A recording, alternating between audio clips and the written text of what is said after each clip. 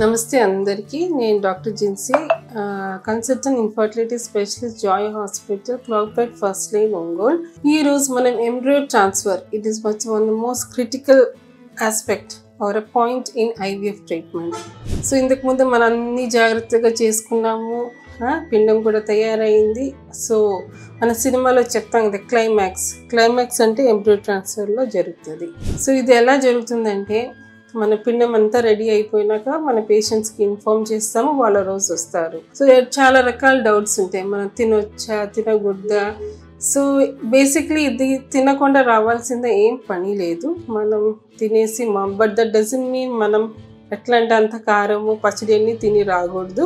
Light food లేకపోతే మన gastric upset వస్తాయి. సో లైట్ ఫుడ్ తిని వచ్చి సో మనం పడుకోబెడతాము, ఇంజెక్షన్స్ వేసి ప్రొజెస్ట్రాన్ సప్లిమెంట్స్ అన్నీ ఉంటాయి. సో అన్నీ చెక్ చేసి పేషెంట్ని కొద్దిగా కౌన్సిల్ చేసి రిలాక్స్గా ఉండాలి.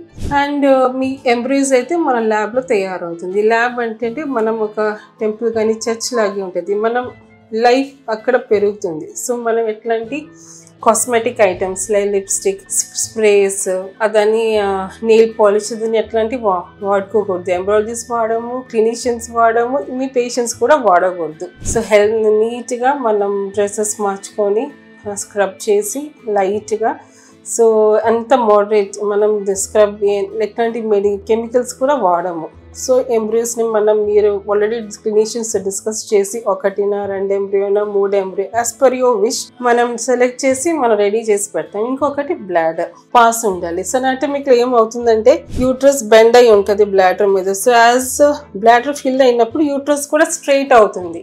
సో ఏమవుతుందంటే మనకి పిండం బదిలీ చేయడానికి ఈజీగా ఉంటుంది. దట్ డజంట్ మీన్ మీరు ఎక్కువ వాటర్ తాగాలి. ఎక్కువ వాటర్ తాగితే ఏమవుతుందంటే మీరు ఆ టైంలో ఆపలేరు. So it should be moderate. ఆ టైంలో మీరు రెడీగా ఉన్నప్పుడు మనం ఫస్ట్ అవుటర్ క్యాథీటర్ పెట్టుకుంటాము.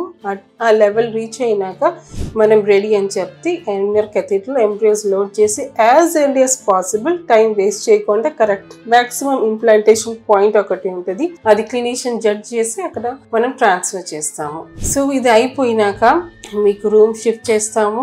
You can pass urine, but that doesn't mean మీరు ఎక్కువ తిరగాలి. ఒక ½ an hour to 40 minutes rest తీసుకొని మీ ఇంటికి వెళ్ళొచ్చు. కానీ కొంత దూరంగా వచ్చాము, మనకి యాంగ్షియస్గా ఉంటాం, ఇంటికి పోలేమంటే మీరు ఉండొచ్చు. దట్ డజంట్ మీన్ కంపల్సరీ ఇలా బెడ్ రిడన్గా ఇలా ఉండాలని. బట్ స్టడీ షోస్ కానీ మీరు జాగ్రత్తగా ఉండి కేర్గా ఉంటే మనకి సక్సెస్ రేట్ ఇంకా కొన్ని ఇంప్రూవ్ అవుతుంది.